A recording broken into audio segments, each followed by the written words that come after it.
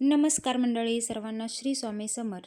तर मी आज जेवायला बनवत होते चपाती आणि आपली मस्त अशी कोवळी दोडक्याची भाजी.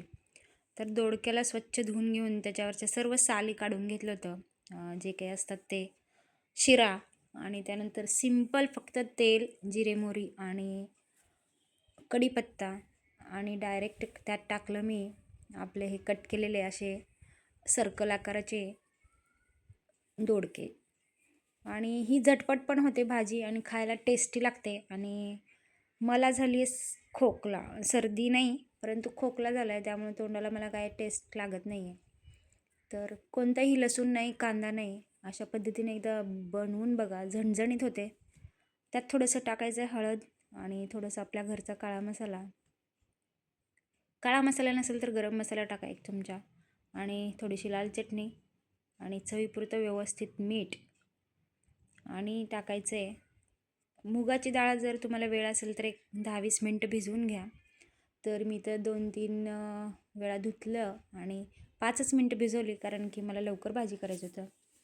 जर आपण तशीच डाळ टाकली तर थोडंसं पाणी घालून डाळ शिजेपर्यंत, डाळीला पूर्ण आपल्याला शिजवायचं नाही आहे, अर्धी कच्ची डाळ ठेवायची, जी की आपण म्हणतो ना शिजता शिजता डाळ, तशा पद्धतीचं. आणि मला अशा पद्धतीचं वांग्यामध्ये मी नाही घालत डाळ, परंतु असं झटपट केलेलं सिंपल फक्त चटणीचं वांगं आणि कारलं म्हणा किंवा ककडीची भाजी फार आवडते. तर मी आता यात घातलं चवीपुरतं मीठ आणि गरमागरम चपात्या. आणि वेदवण मी आज मस्त जेवून घेणार आहे. ऑलरेडी व्हिडिओ एडिट करत असताना जेवलं होतं मी आणि मस्त झाली ती भाजी. आणि थोडंसं पाणी जास्त टाकले मी नंतरनं, जेणेकरून आमच्या वेदूला जर दोडका नाही आवडला तर त्याच्या ग्रेव्हीसोबत तो खाईल. परंतु नाही, डाळ आणि ग्रेव्ही आणि थोडं थोडं दोडक्याची भाजी खाल्ला. हे बघा चपाती कसं आमचं माऊ तोडून तोडून खाऊन गेलं उंदरासारखा. तर शेवटचा लुक दाखवते भाजीचा. थोडंसं झाकून झाकून शिजवायचं आणि थोडं थोडंच पाणी घालत राहायचं. खरं तर ऑलमोस्ट माझा दोडका हा शिजला होता, फक्त मी डाळीसाठी आता अजून थोडंसं वाफवून घेत होते.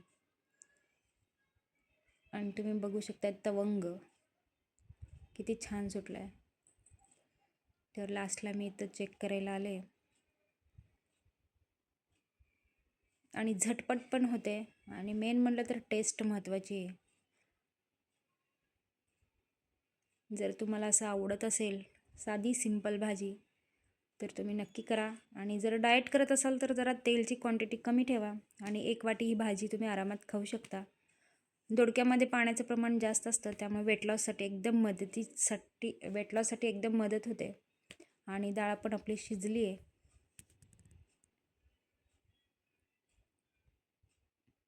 तर अजून थोडंसं त्याला झाकून ठेवणार आहे. आणि इथे पहा, मी एवढं सगळं करेपर्यंत माऊली आमचा असा पसारा टाकला आहे, चपाती आणून बाहेर ठेवला आहे. आणि आज माझं अंग झालं होतं थोडंसं गरम, तरी पण व्हिडिओ बनवत होते कारण की टाईमपास होत नव्हता.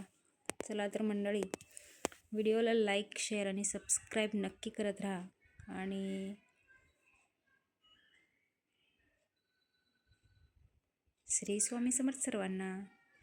तर लास्टचा लुक दाखवते तुम्हाला भाजीसाठी. खूप टेस्टी झालती मंडळी.